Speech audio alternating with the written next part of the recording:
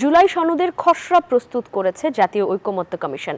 আজ তা রাজনৈতিক দলগুলোর কাছে পাঠানো হবে বলে জানিয়েছেন কমিশনের সহসভাপতি অধ্যাপক ডক্টর আলী রিয়াজ। রোববার দীর্ঘ আলোচনায় প্রধানমন্ত্রীর মেয়াদ ও স্বাধীন পুলিশ কমিশন গঠনের মতো গুরুত্বপূর্ণ ইস্যুতে ঐকমত্য হয়েছে।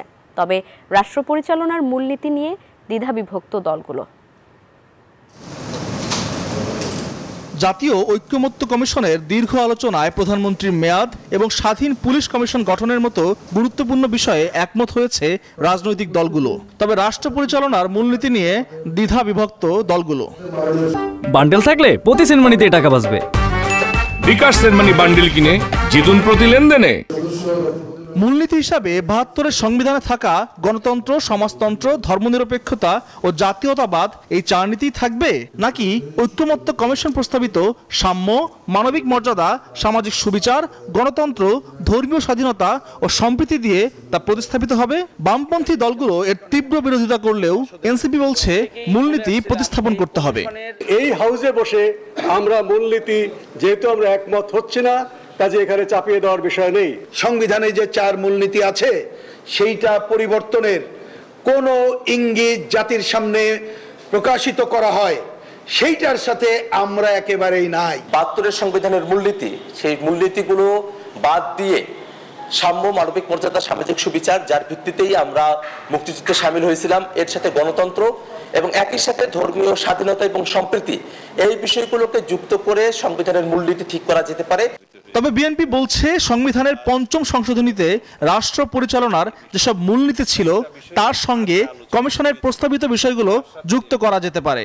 রাষ্ট্র পরিচালনার মূলনীতি অনুচ্ছেদ ৮ কিভাবে সংশোধিত হবে, সংশোধিত হোক বা না হোক, কিভাবে নির্ধারিত হবে সেটা জাতীয় সংসদে নির্ধারিত হবে।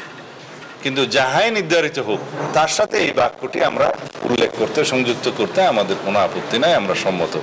অধিকাংশ দলই আল্লাহর প্রতি পূর্ণ আস্থা এবং বিশ্বাস মূল নীতিমালায় সংযোজন করার ব্যাপারে ঐকমত পোষণ করেছেন। নির্বাচন নিয়ে সরকারের অবস্থান স্পষ্ট করার দাবি জানিয়েছে জামায়াতে ইসলামী এবং এনসিপি। সরকার নিজে যতদিন বলবে না যে অমুক দিন, অমুক তারিখ, অমুক মাসে জাতীয় নির্বাচন অনুষ্ঠিত হবে, এর আগে কোনো বক্তব্য গ্রহণযোগ্য হতে পারে না। সংস্কার, বিচার, জুলাই সনদ, জুলাই ঘোষণাপত্র, সেগুলো বাস্তবায়ন করা হবে, সেটা নিশ্চিত হয়ে তারপরেই আমরা নির্বাচনের দিকে অগ্রসর হতে চাই। কমিশনের সহসভাপতি আলী রিয়াজ জানান, জুলাই সনদের খসড়া আগামী সোমবারের মধ্যে রাজনৈতিক দলগুলোর কাছে পাঠানো হবে। গত কয়েকদিনের যে ধরনের অগ্রগতি হয়েছে তা যদি অব্যাহত থাকে তাহলে আমরা অবশ্যই ৩১শে জুলাইয়ের মধ্যে এই আলোচনা সমাপ্ত করে একটা পরিপূর্ণ সনদ তৈরি করে আগস্টের প্রথম সপ্তাহে তা স্বাক্ষর করার ব্যবস্থা করতে পারবো। যেহেতু রাষ্ট্রের মূলনীতি নিয়ে দলগুলোর মধ্যে ঐকমত্য আসেনি, তাই কমিশন বিষয়টি পুনর্বিবেচনা করবে বলেও জানান তিনি। জনসমক্ষে বলেছেন, পাবলিকলি বলেছেন। আল মোহাইমিনুল খান, নিউজ 24, ঢাকা।